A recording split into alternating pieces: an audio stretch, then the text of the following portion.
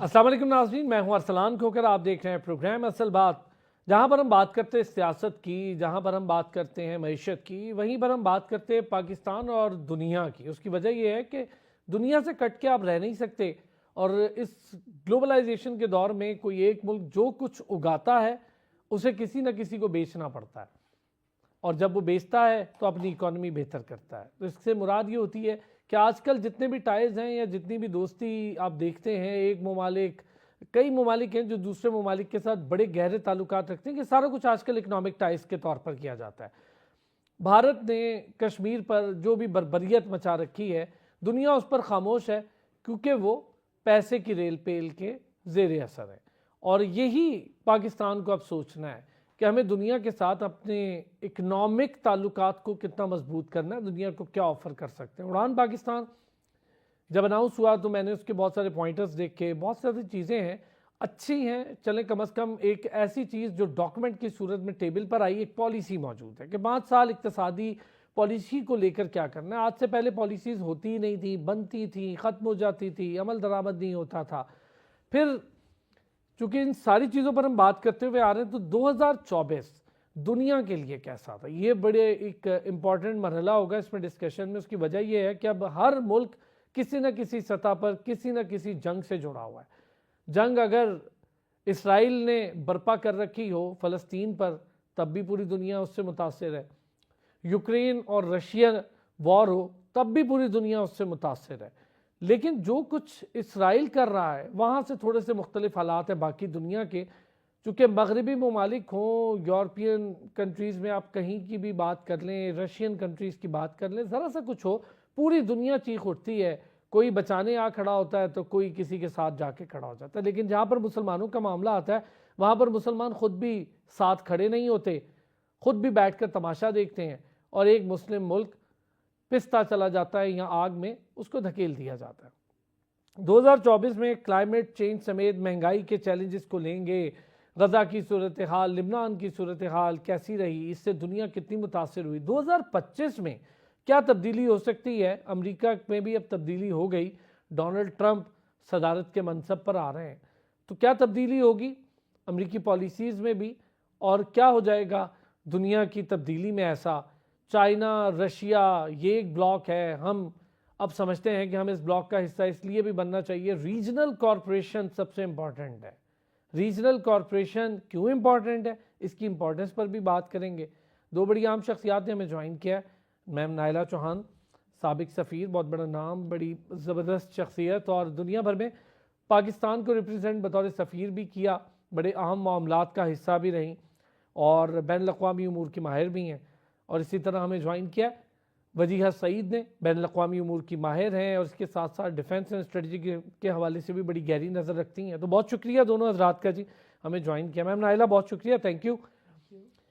میم نائلہ، یہ ذرا چیز جو ہے نا ہمارے لیے تھوڑی سی ڈیفیکلٹ رہی، ایک ملک جلتا چلا جا رہا ہے، دنیا کی اتنی لمبی خاموشی کہ وہاں پر نسل کشی ہو رہی ہے، بچوں کو جھلسایا جا رہا ہے، ختم کیا جا رہا ہے۔ یہ جو دنیا اتنا خاموش رہی 2024 میں، آپ سمجھتی ہیں کہ اس کی خاموشی کی قیمت 2025 میں ان خاموش ممالک کو یقیناً چکانی تو پڑے گی؟ دیکھیے، دنیا میں ظلم و ستم ہمیشہ سے ہوتا آیا ہے، اور اللہ کی ذات بھی اپنی جگہ ہے، اور جسے کہتے ہیں نا ڈیوائن جسٹس، وہ بھی ایک چیز ہے، سوشل جسٹس وہ بھی ایک چیز ہے۔ سو یہ نہیں ہے کہ جو درندگی اور بربریت کر رہے ہیں ان کو چھوٹ ہے، ابھی لگتا ہے کہ چھوٹ ہے، لیکن ایسی بھی چھوٹ نہیں ہے۔ وہ کہتے ہیں نا کہ اللہ کی لاٹھی بے آواز ہوتی ہے۔ اور آپ دیکھیے کہ ابھی جو آپ نے غزہ کی بات کی، پہلی دفعہ ہے انٹرنیشنل کورٹ آف جسٹس نے جو ہے اس پہ اپنا اوپینین دے دیا ہے کہ اسرائیل از کمیٹنگ جینوسائیڈ۔ آپ کو یاد ہوگا جینوسائیڈ کنونشن جو تھی 1949 کی، اس میں ایک ڈیفینیشن تھی کہ کس حد کی بربریت جینوسائیڈ میں اس کی ڈیفینیشن میں آتی ہے۔ سو پہلے جب یہ شکایات جو ہے وہ انٹرنیشنل لیول پہ لائی جا رہی تھی تو اس کو سپریس کیا جا رہا تھا کہ نہیں یہ جینوسائیڈ نہیں ہے. اگر جینوسائیڈ ہوا ہے تو صرف یہودیوں کے خلاف ہوا ہے نازی گورنمنٹ نے. لیکن اب دیکھیں تو وہی جو کہ وکٹم اپنے آپ کو شو کرتے تھے, ان سے زیادہ بربریت تاریخ میں کم ہی کسی نے کی ہوگی. اور اب جو کہ ان کی پشت پناہی کر رہے تھے وہ بھی بغنے جھانک رہے ہیں, کیونکہ ان کے پاس کوئی جواز نہیں ہے اس بربریت کی سپورٹ کا. اور انشاءاللہ لہو تو رنگ لاتا ہے, ایسے بے آواز تو نہیں جاتا. وجیہہ ٹھیک بات ہے. ہم تو خیر ایسے ایک مذہب سے بھی ہمارا تعلق, ایسے ایک ملک سے بھی ہمارا تعلق کہ ہم کسی بھی قسم کی بربریت یا جینوسائیڈ کو یہ نہیں کہہ سکتے کہ یہ ٹھیک ہے, چاہے وہ ان کے ساتھ ہو رہی ہو چاہے ادھر ہمارے اپنے لوگوں کے ساتھ ہو رہی ہو, ہم کسی کو بھی ٹھیک نہیں کہتے.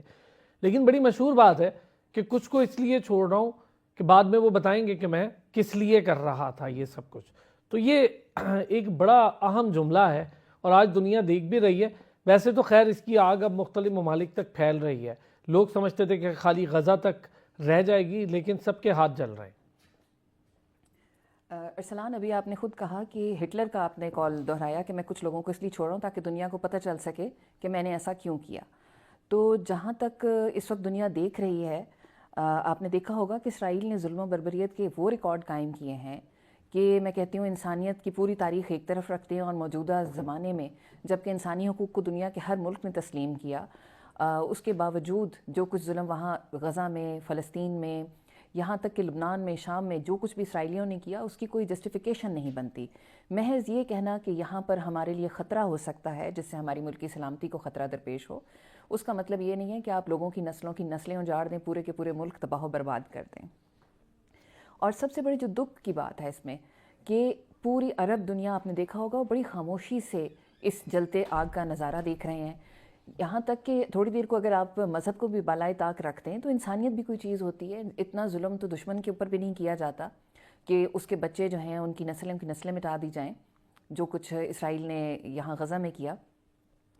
اور یورپی حکومتوں نے جس طریقے پر اس وقت اسرائیل کا ساتھ دیا, اس تمام تر نسل کشی کو, جینوسائیڈ کو جائز قرار دیتے ہوئے اور اس کو اوپر پردہ ڈالتے ہوئے, تو میں سمجھتی ہوں کہ یہ آنے والا سال جو ہے 2025 صرف دن بدلیں, ہند سے بدلے ہیں کیلنڈر کے, تاریخ نہیں بدلی, دن نہیں بدلے.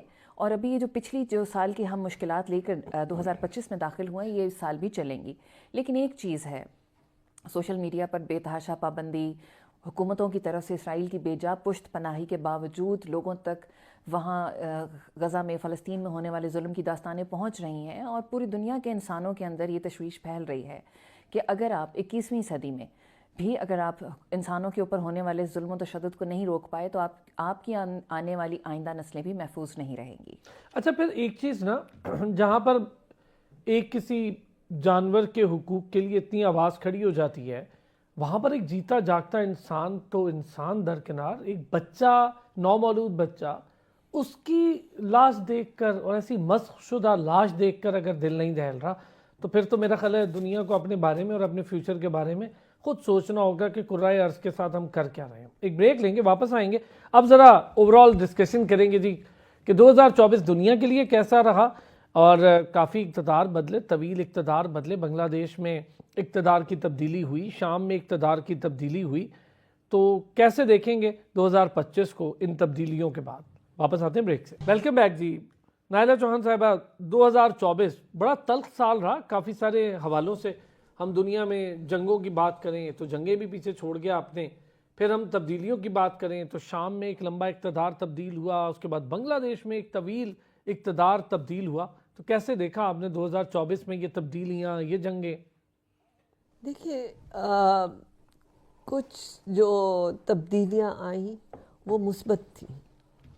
جیسے آپ بنگلہ دیش میں دیکھ رہے ہیں کہ ایک خانوادی نے پورا اس کے ملک کے اوپر ایک وہ قابض ہوئے تھے اور ایک نیریٹو بنایا ہوا تھا کہ صرف ہم نے قربانیاں دی ہیں اس لیے ہم اور ہمارے کرونیز کو صرف حق ہے, باقی عوام ان کا وجود نہیں.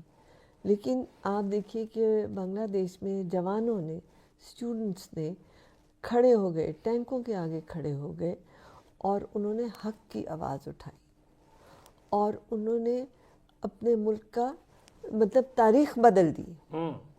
یہ بڑا مشکل لگتا تھا ہمیں بنگلہ دیش کی صورتحال دیکھ کر, کیونکہ جس خاندان کی حکومت تھی وہ پھر اپنے والد کی اس چیز کو بہت زیادہ کلیم کرتے تھے کہ بنگلہ دیش بنانے میں ان کا بڑا ہاتھ, تو صاف واضح ہو گیا کہ بھارت اس کے پیچھے تھا. اب تو خیر بڑی کھل کے چیزیں سامنے آ گئی. بالکل بالکل.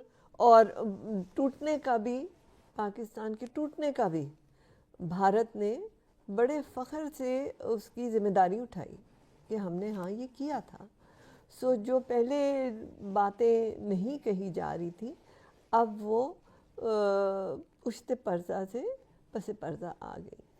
سو اب دنیا نے دیکھ لیا وہ جو ہم باتیں پہلے کہتے تھے ہماری ونڈیکیشن تھی کہ یہ جو ایک جھوٹ کا ملمہ چڑھایا گیا تھا اور کیا کیا کہانیاں لکھی گئی تھیں اور کہی گئی تھیں پاکستان کے بارے میں, پاکستان کی فوج کے بارے میں, وہ کتنی بے بنیاد تھی. اور بنگلہ دیش کے عوام کھڑے ہوئے اور انہوں نے کہا کہ ہمیں یہ جو ہندوؤں کی مونوپلی ہے ہمارے ملک میں ہمیں اسے ہٹانا ہے, اور اپنے آپ کو ایک واقعی انڈیپینڈنٹ کنٹری کر کے انہوں نے کھڑے ہوئے. تو I think it was very positive. So some changes were good. شام کی چینج جو ہے آپ دیکھیے اس میں بھی کون جو ہے وہ وکٹر نسبتاً مطلب who is most successful in Turkey. So آپ دیکھیں کہ اگر آپ تاریخ سے اس کو دیکھیں تو ٹریٹی آف لوزین جو ہے وہ کنکلوڈ ہو چکی ہے. جو آپ نے آٹومن امپائر کو توڑا اور اس کے بعد ٹریٹی آف لوزین سے آپ نے ترکی کے اوپر جو ریسٹرکشن لگا دی وہ اب ختم ہو گئی ہے. یہ سارا حصہ آٹومن امپائر کا حصہ تھا, یہ پورا خطہ. سو اب جو بگ پاور پلے تھا جس میں کہ تمام بگ پاورز شامل تھیں, چاہے وہ امریکہ ہو چاہے وہ روس ہو, اور اسرائیل جو نہایت ہی نیفیریس ایکٹیویٹیز میں لگا رہتا ہے, اس نے کس طرح سے بربریت کی بیکاز ان کے ذہن میں ایک گریٹر اسرائیل کا بالکل آؤٹ آف کانٹیکسٹ کانسیپٹ ہے. وہ حضرت موسیٰ کے زمانے سے جو وہ صحرا میں گھومتے رہے وہ اس سارے کو اپنا علاقہ گریٹر اسرائیل میں شامل کرتے ہیں. یعنی کہ اگر اس ڈیفینیشن سے ببلیکل ڈیفینیشن سے لیں اس کو تو یہ شام, لیبنان, سیریا, جارڈن, سارے یہ علاقے گریٹر اسرائیل کے اندر آ جاتے ہیں. پیرا بھی ہیں اور وہ چل رہے ہیں. ایجپٹ کا, مصر بھی, کیونکہ حضرت موسیٰ تھے ہی مصر میں. سو ان سب ممالک کو ڈیپ ڈاؤن احساس ہے کہ اسرائیل اگر اپنے ایجنڈا پر لگا رہا تو ان کو, آپ دیکھیے ایجپٹ نے اپنی ایک دیوار بنا دی کہ یہ اسرائیل اس میں مزید آ نہ سکے. لیکن اسرائیل کا ایجنڈا کہاں رکتا ہے جی. سو وہ تو سیریا کے اوپر بمبارڈمنٹ, اور آپ دیکھیے کہ ادھر سیز فائر کیوں ہوا. سیریا میں سیز فائر کی وجہ کیا تھی؟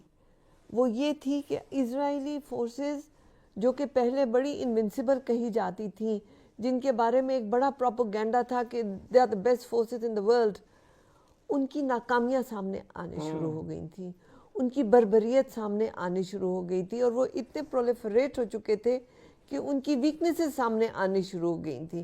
تو آئی ڈی ایف یا Israeli occupying forces, I would say not even Israeli defence forces but occupying forces, ان کی ناکامیاں جو دنیا کے آگے آئیں تو ان کی امیج جو تھا وہ ٹوٹ گیا. ایکسپوز ہوئے 2024 میں, ٹھیک ہے کہ انہوں نے جو بھی بربریت کی اس میں ایکسپوز بھی ہوئے, لیکن یہ بتائیں ایکسپوز دیکھیں نا, بات میں یہ کہہ رہی ہوں کہ وہ اس لیے سیز فائر کیا گیا کہ یہ اپنی فورسز صرف غزہ کے اوپر فوکس کریں, یہ اس طرف نہ جائیں جہاں پہ کہ ان کا پھیلاؤ یہ سنبھال نہیں سکیں گے.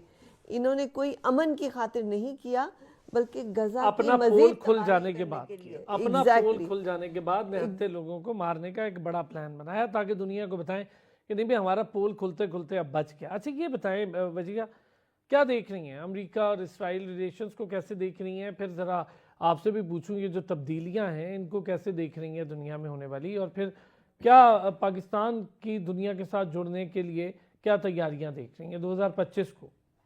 دیکھیں امریکہ اور اسرائیل کی جہاں تک بات ہے تو ٹرمپ کے آنے کے بعد امریکہ اور اسرائیل کے تعلقات میرا اندازہ ہے کہ پہلے سے زیادہ مضبوط ہوں گے. ویسے تو ہر امریکی ایڈمنسٹریشن جو ہے جب سے اسرائیل کا وجود دنیا میں آیا ہے ہمیشہ سے اسرائیل کو اپنا حصہ سمجھتے آئے ہیں, اٹوٹ انگ سمجھتے آئے ہیں, اور اگر کسی نے اسرائیل کی طرف انگلی بھی اٹھائی ہے تو آپ نے نوٹس کیا ہوگا تاریخ کے اوراق کو اگر چھانیں اور آج دن تک دیکھیں تو اسرائیل کے دشمن کو امریکہ اپنا دشمن گردانتا ہے.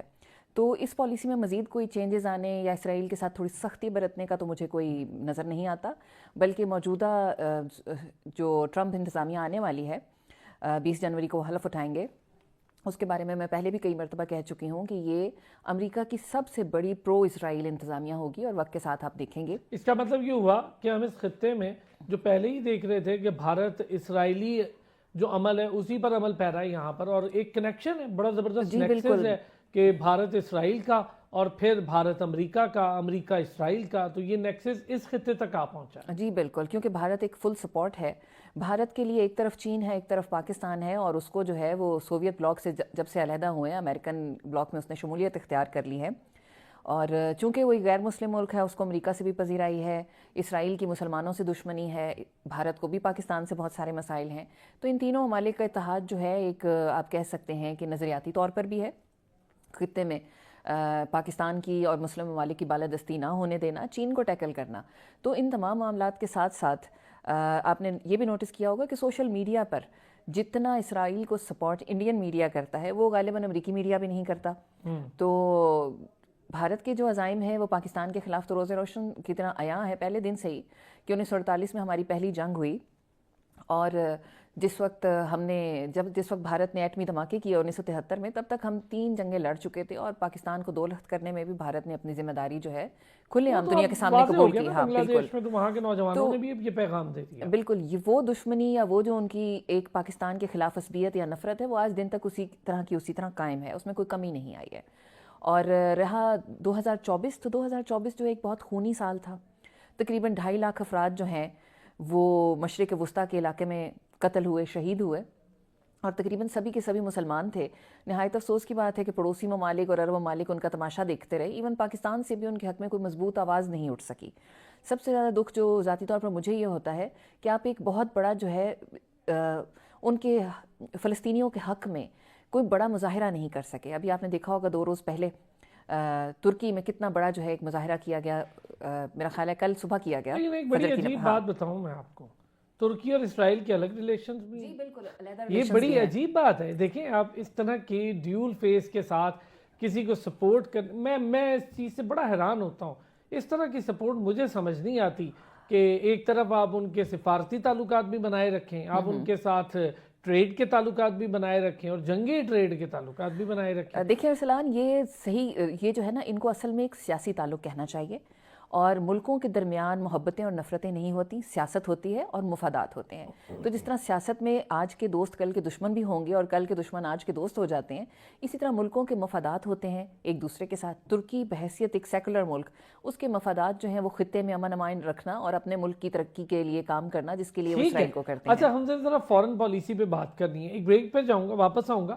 اب ذرا ہم بات کریں گے جو دنیا بھر کے وہ ممالک جنہوں نے شاید پچھلے سال کچھ حاصل کرنے کی کوشش کی ہو اور حاصل کر بھی لیا ہو, ان کی ذرا فورن پالیسی پہ نظر ڈالیں گے اور اپنی فورن پالیسی پہ آنے والے دنوں میں یا اس سال میں اب ہمیں اپنی فورن پالیسی کو لے کر کون سے پیرامیٹرز ہیں جس پہ کام کرنے کی ضرورت ہے. چونکہ نائلہ چوہان صاحب ساتھ ہے تو ہم ذرا اس کا فائدہ اٹھاتے ہوئے فورن پالیسی پر بھی ایک نظر ڈال دیتے ہیں. ایک break. Welcome back. Naila Chauhan صاحب, آپ کچھ ترکی والے معاملے پر کامنٹ کرنا چاہ رہی تھی, پھر میں ذرا فورن پالیسی پر آتا ہوں. بالکل, بہت شکریہ. دیکھیے, ہم ترکی کو آج کی نظر سے دیکھتے ہیں, لیکن ترکی از اولڈ آٹومن امپائر, اور یہ سارا خطہ آٹومن امپائر کا حصہ تھا. بالکل ٹھیک ہے. سو اگر ترکی کے روابط اسرائیل سے ہیں تو وہ بہت پہلے سے ہیں. بیلفور ڈیکلریشن کب ہوئی اور اس وقت آٹومن امپائر کو کس طرح توڑا گیا, اس وقت جو ٹوٹ پوٹ ہو رہی تھی اس میں یہ روابط ہوئے تھے. یہ نہیں ہے کہ وہ دوغلا پن ہے یا کچھ, بالکل بھی نہیں. اور اردوغان کی اگر آپ سپیچیں سنیں تو he is very clear about the relations, اور وہ جو اس کا تعلقات ہیں وہ اس سے اسرائیل کو اپنے جو پرسپیکٹیو ہے بڑے دبنگ طریقے سے سناتے ہیں. سو اس کو ہمیں نیگیٹیولی نہیں لینا چاہیے بلکہ اس کو پازیٹیولی لینا چاہیے. Coming back to foreign policy we can have a talk on that. ذرا فورن پالیسی پہ تھوڑی سی بات کریں کہ کیا ہو سکتی ہے ہماری فورن پالیسی، اور آج سے پہلے ایسا کیا ہم نے اپنی فورن پالیسی کے تحت اچیو کر لیا. تھوڑی سی اچیومنٹس پر بھی بات کر لیتے ہیں. 2024 کی چلیں لے لیتے ہیں، ہم نے کیا ایسا اچیو کیا، اور پھر 2025 سے ہم کیا امیدیں لگائیں. دیکھیے ماشاءاللہ 2024 بڑا کامیاب سال رہا پاکستان کی فارن پالیسی کے لحاظ سے. آپ دیکھیے آپ نے ایس سی او سمٹ ہوسٹ کیا، آپ نے کئی ٹرائلیٹرل میٹنگز ہوسٹ کی یہاں پہ. چائنیز پریمیئر لی قیان آئے یہاں پہ، آئے تو وہ ایس سی او کے لیے تھے، اس سے پہلے وہ آئے تاکہ بائیلیٹرل کا ان کو 4 دن کا ٹائم ملے جس میں کہ جو ہمارے باہمی روابط ہیں ان پہ گفتگو ہو. ساتھ وہ اپنے ان کو منسٹر کو لائے جو کہ سی پیک کے انچارج رہے تھے اس کی انسیپشن سے. سو انہوں نے بھی سارا ڈسکشن کی. ہمارے لوگ جو کہ سی پیک کی امپلیمنٹیشن پہ اتنے سارے پروجیکٹس ہیں، ابھی ٹائم نہیں کہ ہم اس کی ڈیٹیل کریں، ان سب کو انہوں نے ریویو کیا. اس کے جو ڈیولپمنٹس تھیں، جو باٹل نیکس تھے، ان سب کو دیکھ کے آگے بڑھنے کا راستے نکالے گئے. ایس سی او پر بھی تھوڑی سی بات کر لیں. ایس سی او کو لے کر آپ سمجھتی ہیں ہم اس بلاک کے ساتھ شانہ بہ شانہ کھڑے ہونے کو تیار ہیں؟ تیار کیا، ہم تو اس کا حصہ ہیں، ہم نے تو ہوسٹ کیا ہے، اور یہ سیکیورٹی بھی ہے اور اکانومی بھی ہے. سو یہ ایک بہت اہم ہے. آپ دیکھیے کہ ہندوستان کا فارن منسٹر آیا، باقی سب head of states, head of governments آئے. So that shows India's commitment to SCO سی او. لیکن پاکستان نے اس کو اسی طرح ہوسٹ کیا اور کھلے دل سے ہوسٹ کیا. جے شنکر کو بھی ہم نے بڑے کھلے دل سے ہوسٹ کیا، حالانکہ ان کے آنے سے پہلے انہوں نے بڑی نیگیٹو سٹیٹمنٹس دی ہیں کہ یہ ہم ایس سی او کے لیے آ رہے ہیں، اس کو یہ نہ سمجھا جائے کہ یہ بائیلیٹرل ہوگا، یہ ہوگا. لیکن آپ دیکھیں کرتارپور کا اچیومنٹ رہی. بالکل بہت کامیابی رہی آپ کی. دنیا نے دیکھا کہ پاکستان نے کتنے عظیم طریقے سے اتنی بڑی کانفرنس کو ہوسٹ کیا. آپ نے اور اتنی ساری ٹرائلیٹرل بائیلیٹرل میٹنگز ہوسٹ کی پاکستان میں. بائیلیٹرل پولیٹیکل کنسلٹیشنز ہوئی، ٹریڈ ڈیلیگیشنز کی ہوئی. B2B کا بڑا بالکل زبردست قسم کا ارینجمنٹس ہوا، اس سے پاکستان کے اپنے ٹریڈرز کو بھی بڑا فائدہ ہوا. اچھا چونکہ وقت کم ہوگا ہوا. آپ دیکھیں ای سی او کا ہوا، ایس سی او کا ہوا، D8 کا ہوا. پاکستان کو یونائٹڈ نیشنز کی سیکیورٹی کاؤنسل میں جو ہے non permanent seat for 2 years ملی. آپ کو آئی اے ای اے کی جو ہے board of directors, board of governors میں آپ کو 2 سال کی وہ ممبرشپ ملی. آپ کو ڈسارمامنٹ کمیشن میں جو ہے وہ ملی. سو بہت ساری آپ کی اچیومنٹس ہیں. 2024 جہاں تک پاکستان فارن پالیسی کی بات ہے، میں خراج تحسین کہوں گی اپنے فارن آفس کو، اپنے فارن منسٹر کو، حکومت کو کہ they did a great job. Because اس وقت جب دنیا میں اتنی تباہی تھی، پاکستان بڑا فوکس رہا اکنامک ڈیولپمنٹ پہ، پولیٹیکل ریلیشنز پہ ہم نے بہت فوکس کیا. زبردست ہو گیا. چلیں جی وجیہہ کیسے دیکھیں گی ہمارے، ایک تو 2024 تو ہم نے دیکھ لیا، اس کا پورا احاطہ ہو گیا بڑا زبردست. 2025 میں یہ جو رشیا کے ساتھ معاملات ہیں، اس کے لیے فارن پالیسی میں ہمیں کیا تبدیلی کرنی ہوگی؟ ذرا معاملات بہتری کی طرف بڑھ رہے ہیں. پھر افغانستان کو لے کے کیا تبدیلی کرنی ہوگی ہمیں؟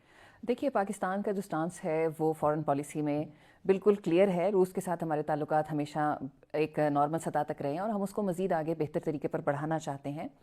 اور اس سلسلے میں پاکستان نے بڑا اچھا، میں سمجھتی ہوں ایک اچھا سٹانس لے رکھا ہے کہ یوکرین کی جنگ میں بھی انہوں نے بے تحاشا جو ہے روس کی مخالفت نہیں کی اور ایک اچھے طریقے پر دونوں ممالک کے درمیان کانفلکٹ کو سالو کرنے کے اوپر زور دیا.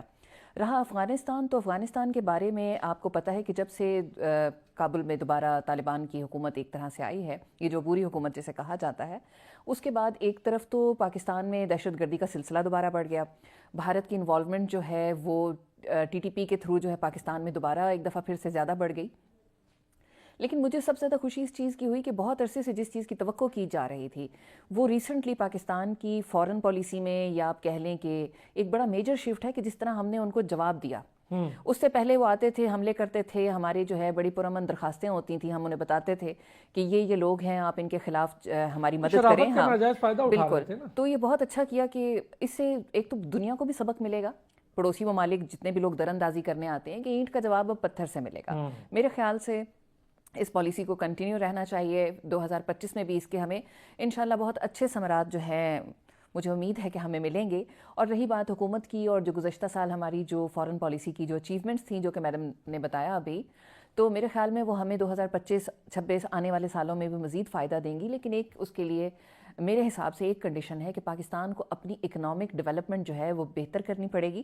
آپ کی فارن پالیسی اسی وقت کامیاب ہوتی ہے جب آپ کے حالات اچھے ہوتے ہیں. صاحب ساتھ ہیں. ہم دنیا کو آفر کیا کر رہے ہیں؟ ہمارے پاس ایسا کیا ہے کہ ہم دنیا کو آفر کریں؟ یہ ہمیں خود سوچنا ہے. بہت کچھ ہے لیکن سوچنا ہمیں ہے، اپرچونٹیز فائنڈ آؤٹ کرنی ہے کہ دنیا کو آفر کیا کریں. جو ممالک بڑے کننگلی یہ چیزیں دیکھتے ہیں کہ دنیا میں کہاں پہ کس چیز کی کمی ہے اور ہمارے پاس کیا چیز ہے جو ہم آفر کر سکتے ہیں، وہاں پر وہ آفر کر. ہمارے پاس یوتھ ہے بہت اچھی، اس کو اسکلڈ کر دیں تو ہم دنیا کو آفر کر سکتے ہیں، اپنے ریمیٹنسز بھی بڑھا سکتے ہیں. میم نائلہ اس پہ کوئی ایک کامنٹ؟ بالکل آپ نے صحیح کہا کہ ہمارے یوتھ، دیکھیے آپ کی 60% آبادی جو ہے وہ یوتھ کی ہے. ہمیں ان کو اسکل وہ دینی ہے تاکہ وہ دنیا میں ایک رول پلے کر سکیں. اور میں اپنے بچے جو باہر جانے کے شوقین ہیں ان کو یہ بھی بتانا چاہتی ہوں کہ باہر درختوں پہ ڈالر نہیں لگے بچے. وہاں پہ اتنی ذلت ہے کہ آپ سوچ نہیں سکتے. اپنے ملک میں وہی آپ محنت کر لیں تو ہم اس ملک کو آگے چلائیں گے.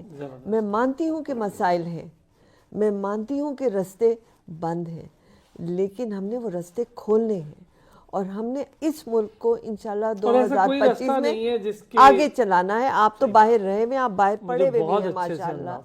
اس چیز کا بڑی سختیاں ہیں، بہت سختیاں. صرف کہنے کی بات ہے، آپ تو سفیر رہی ہیں، آپ نے تو پوری کمیونٹی کو وہاں پر سنبھال رکھا ہے، تو ہمیں پتہ ہے کہ کیا کیا مشکلات فیس کرنی پڑتی ہیں. نائلہ چوہان صاحبہ بہت شکریہ. وجیہہ سعید تھینک یو سو مچ، دونوں ہمارے ساتھ موجود تھیں اور بڑی اہم ڈسکشن. بس صرف اتنا سا ہے کہ ہم اپنی جو اچیومنٹس ہیں اس کو اچیومنٹ سمجھ کے نا اگلے سال ون ون سچویشن نہ سمجھیں. ہمیں اچیومنٹس کو آگے بڑھانا ہے اور اچیومنٹس کو ایکسیلنس تک لے کے جانا ہے کہ ہم کہیں یار اس کو ہم نے ایسا کر دیا ہے کہ اب ہمیں پتہ ہے کہ اگلے 5-7 سال ہم اس سے وہ کمائی کر لیں گے. کوئی ایسا دروازہ نہیں ہوتا جس کی چابی موجود نہ ہو، کوئی ایسا راستہ نہیں ہوتا جس پر آگے جا کے اگر اندھیرا ہو تو واپسی موجود نہ ہو. تو روشنی بھی تلاش کی جا سکتی ہے، راستے بھی تلاش کیے جا سکتے ہیں. صرف ول ایسی چیز ہے جس کو پیدا کرنے کی ضرورت ہوتی ہے. بہت شکریہ آپ کا. پھر ہوتی ہے آپ سے ملاقات. اپنا خیال رکھیں.